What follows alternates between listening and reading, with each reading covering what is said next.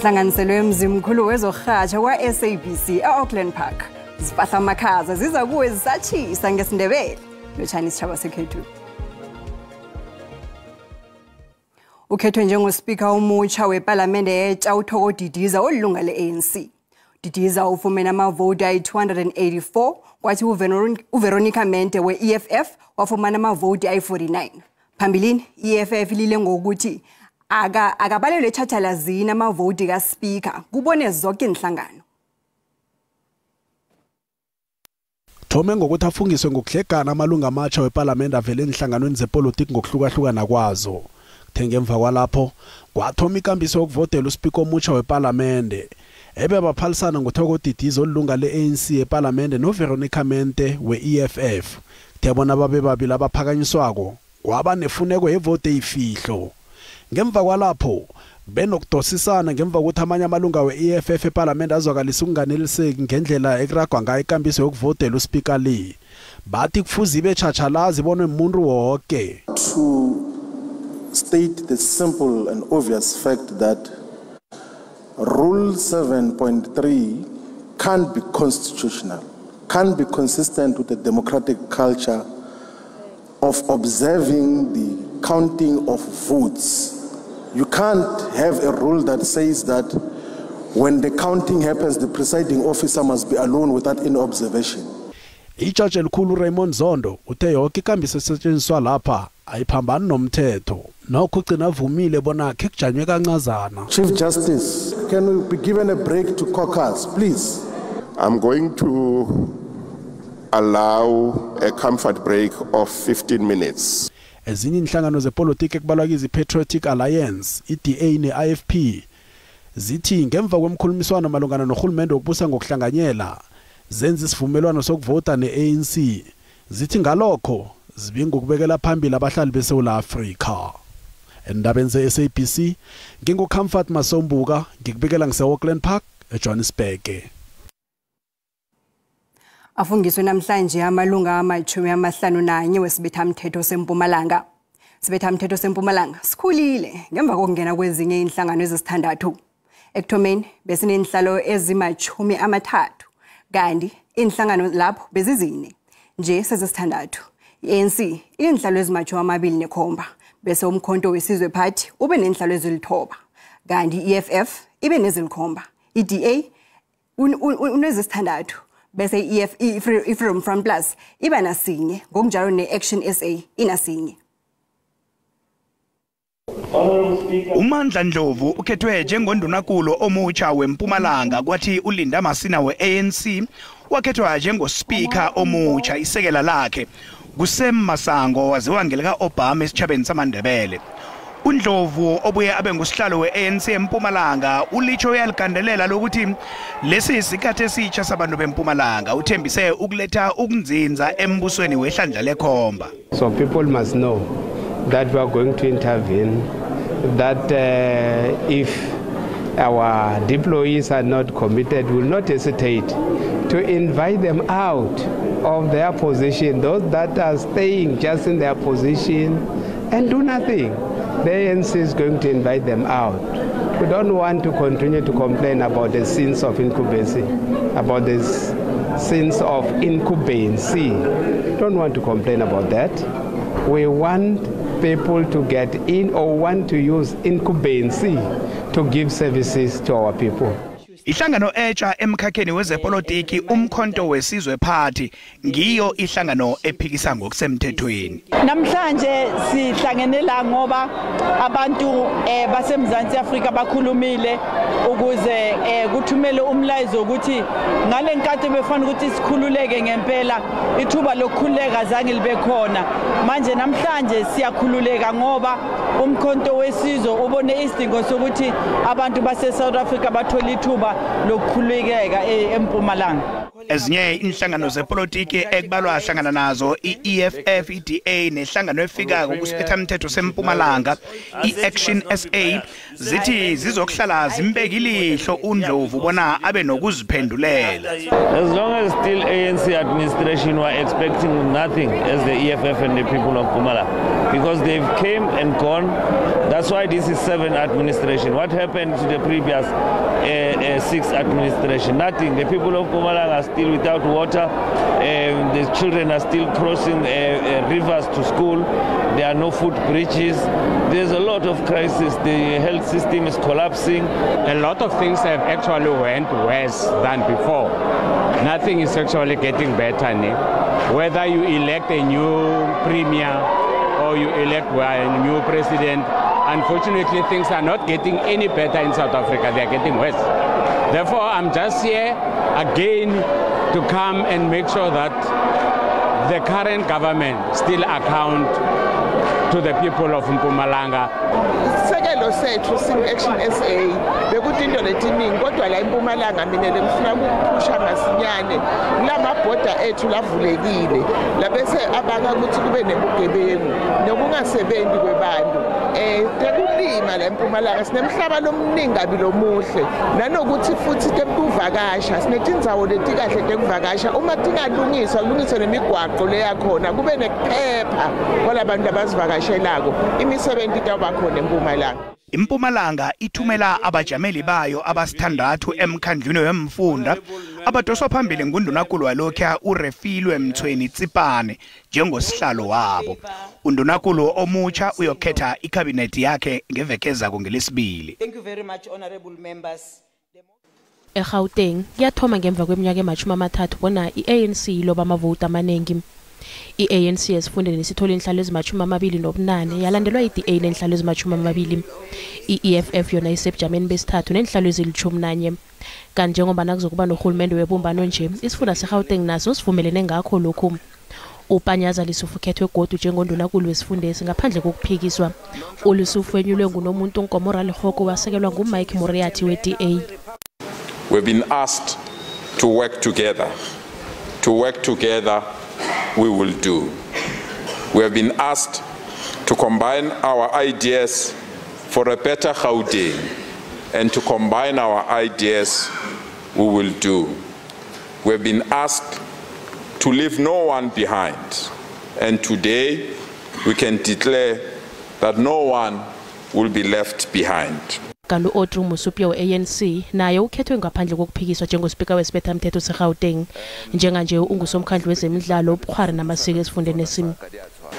To me, it's a humbling situation, and it also means they have trust in my abilities, but also to ask the honorable members that our responsibilities here as legislators is to serve the people of Gauteng. uMusupia ungena esikhundleni sikaSpeaker walokhu wesifundesi uNtombi Mekhwe.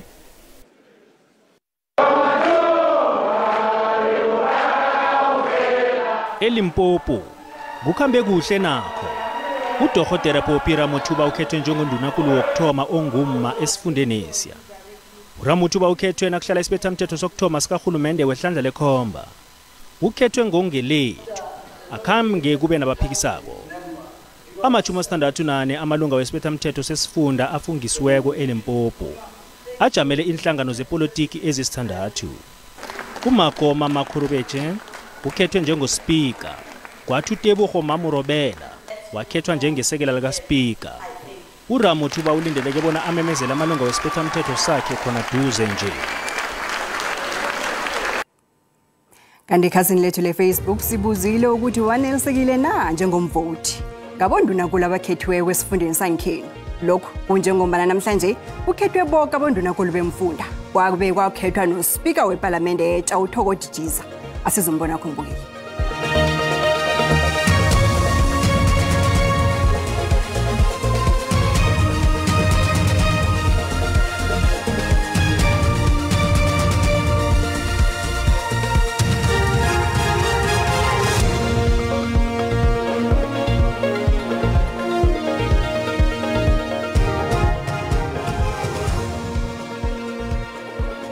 ukubuyela kuka Premier Allen Windi nokubuyela kuka Mhlekazi Oscar Mabuyane hayi ngivuyisi nalonto ngoba bobabini kumaphondo wabo abayenza ngamahluko bakhethwe ngombana bazi ukuthi umbereko omuhle bazowenza ngombana babajaja ngani ngemibereko edlulileko abayenzileko. Esifundeni sangakithi saseMpumalanga nginetiseke kakhulu ukuthi bakhethe Mandla Ndlovu Gatsheni.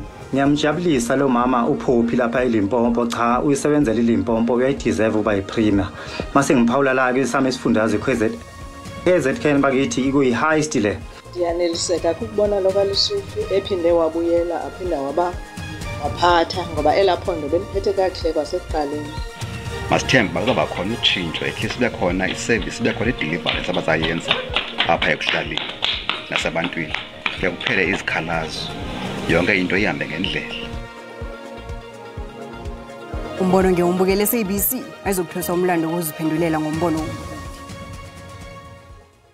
I-Democratic Alliance iqinisekisile bona izokuba ingcenye kahulumende webumbano. Lokhu kuza ngemva kokudosa-dosisana nemhlangano engapheliko yokuthola isivumelwano sokwakha uhulumende webumbano. Sizwakele namhlanje indaba zokuthi i-ANC ne-DA ngokubambisana ne-PA ne-IFP zivumile ukwakha uhulumende webumbano. That you are about to take. Umholi we-Democratic Alliance uJohn Steenhuisen uthi isiqundo sokubusa ngokuhlanganyela ne-ABNC basenzele ingkhuluphelo zabantu beSouth Africa nokuthuthukisela ilizwe leSouth Africa phambili.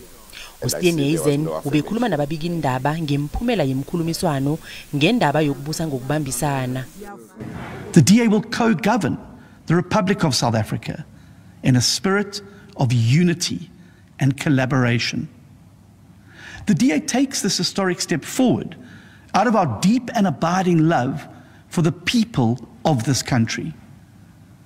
We do so both for the millions of people who voted for us and for all South Africans who yearn for a better government and a brighter future. Kuthe ngemva komhlangano loyo nesekela lokthoma lika nobhala zombelele we-ANC uNomvula Mokonyane uthe isaraga emhlangano nezinye inhlangano ngendaba yokubusa ngokubambisana ubekhuluma nababiki indaba eParliament. We've spoken to everybody. We've spoken to the MK party. We've spoken to the Freedom Front Plus. And as we speak now, up until we are done, everybody was still open to have anybody and everybody coming back to us. Even those that have met in the morning and raised issues, we are busy with them. And as you have seen, I'm coming from that side. The SG is on the other side. The TG is busy. We're engaging everybody. Lokhu kuza ngemva kokuthi inhlangano ezinye zibambe isihobojani sokukhulumisana lezo ekuzinhlangano ebezingakathabi ngokuphatha kwe-ANC emkhulumiswaneni ebeyingaphambi kokufungiswa kwamalunga weParliament. Affirmation. Nasibuya Ntolo. What level of units out for maintenance? Isikhulu sakwa-Eskom sihlathulula ubujamo bezinto kwa-Eskom nokuthi kuba yini kulamalanga adlulileko ingakhange iqindeliswe igezi.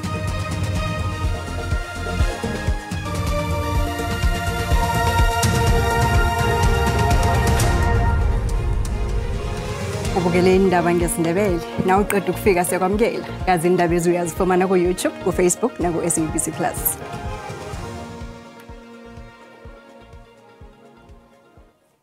Icala elimalungana nehlazo lokufuzwa komfulelo wetsheboya wengidigidi zamaranda kuhlelo bona lirage ngosihlabantangana ukuya kumgwengweni ngumnyaka zako. Icaleli limalungana nokukhutshwa ngendlela engakajayeleki kwethenda le 255 million yamaranda lokusuza imfulelo wetsheboya eFreystata. Lograga godi icaleli mvanje lograga ngo2025 kwakufuze lalelo ngosihlabanangana kodwa lathwiliswa.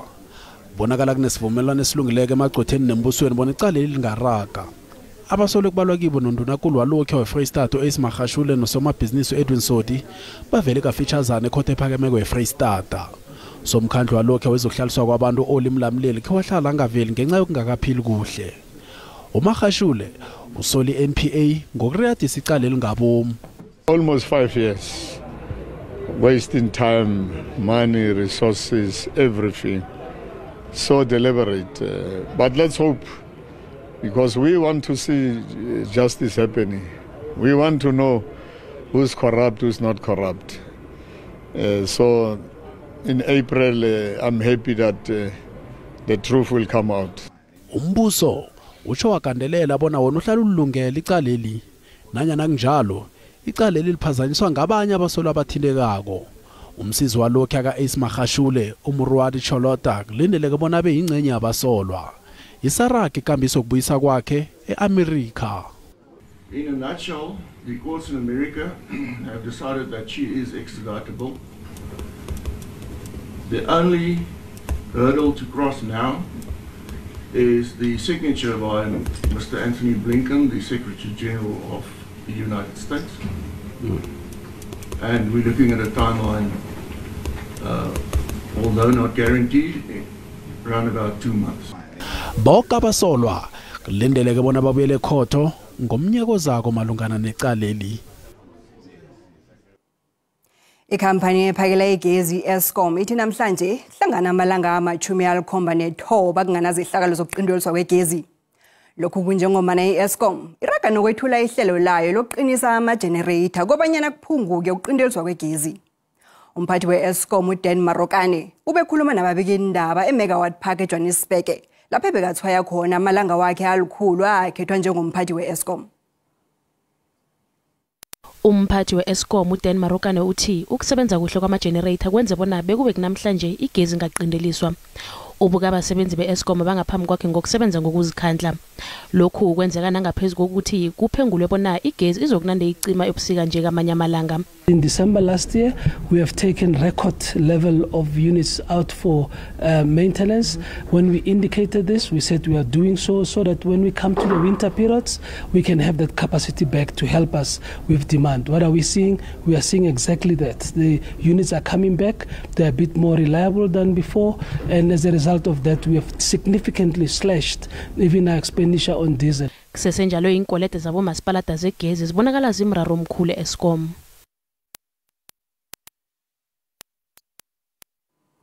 Mbukelekazi sibona amachugulu eParliamente yekhethu namhlanje. Uthoko Didiza nguSpeaker omutsha weParliamente etsha kaRhulumente wehlandla lekhomba. Nasize moyeni bekusakhethwa isekela lakhe. Asizwe kusibu bona yena uphethe ziphi emrhatshweni. Sibu Siyathokoza Thandeka silotshisa umbukeli okhona usekhaya indaba esiziphethe namhlanje la ehlelweni zibuya nabazumi. Kokuthoma sizokhe siyokutsheja ngehlangothini lomthetho. Uyabona eParliamente namhlanje kukhethwa uSpeaker isekela lakhe nomengameli. Kunenhlangano ezakhe uRhulumente webumbano. Sifuna ukutsheja ukuthi inhlangano lezi ezakhe uRhulumente ngokubumbana nangenzeka zithi zifuna isekela lesibili likamengameli. Umthetho sisekelo wenarha le uyakuvuma lokho namtjana njani. Ngale kwalokho nalapha ke sifundeni seThagwini Jingalanga ukhethiwe undunankulu namhlanje. Inhlangano eziphikisako khona zithi uRhulumente lo wehlandla lekhomba othomileko ukusebenza namhlanje bazabe bamphose ilihlo ukuthi usebenza njani. Ngale kwalokho usondo lo esichinga kuye lilanga labo baba enarheni yeSouth Africa. Sizokhe ke sitshejeke ngehlangothini lesintu khulukhulu ke isintu samanguni ukuthi ilanga leli labo baba likhona namtjana njani namtjana into evela namakhowa enarheni yeSouth Africa. Ngizoke indaba esiziphetheko sithokoza ithuba. Sithokoza sibu. Mbukeli alibe mnandi ilanga labo baba. Lelabantu abatsha phela veke akube ngephi.